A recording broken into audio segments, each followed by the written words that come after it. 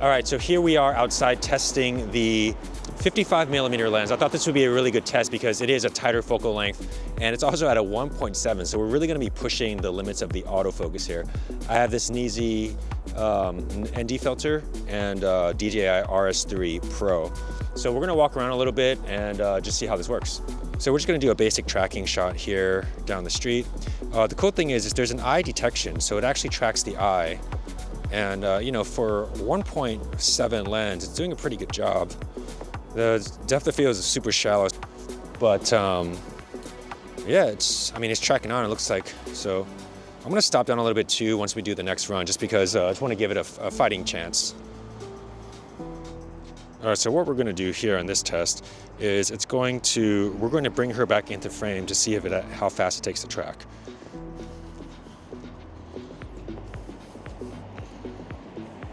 So she's in focus. And I definitely have a certain setting set on here for the speed.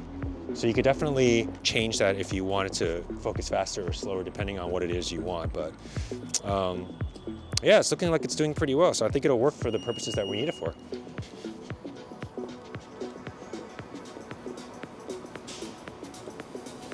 And part of it is the gimbal operating for sure, because 55mm is difficult to kind of track. But it looks like it did a pretty good job with the turn. It looks like it kept her in focus the whole time. I am walking around with this thing and just making sure that my face is staying in focus. But let's turn this around and see if it tracks onto other objects. All right, just trying to make sure I don't hit the Osmo while I'm on here.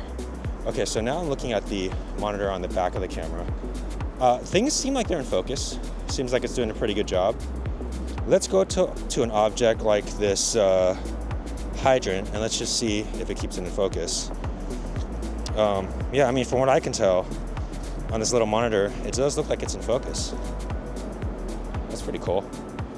Now let's turn around further, and I have the gimbal set to like a slow turn. So, you know, if you're noticing that I'm a bit slow, it's because the gimbal is set to that.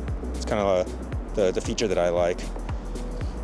And as I'm walking around here, you know, I can see something on the back of the camera kind of locking on to certain objects. I think the bike is in focus here from what I can tell. It's doing a really good job. And if I tilt up, let's look at that sign there and the tree.